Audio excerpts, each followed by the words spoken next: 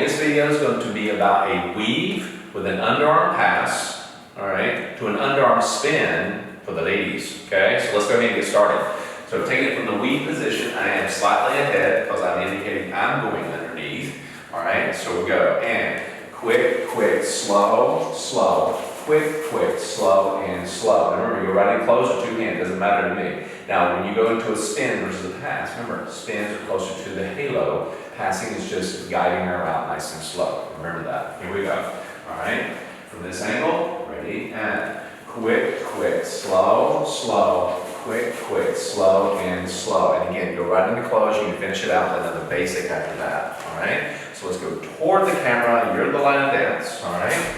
I'm slightly ahead. Ready, and quick, quick, slow, slow, quick, quick, slow, and slow. Wasn't that cool? All right, so let's do that again.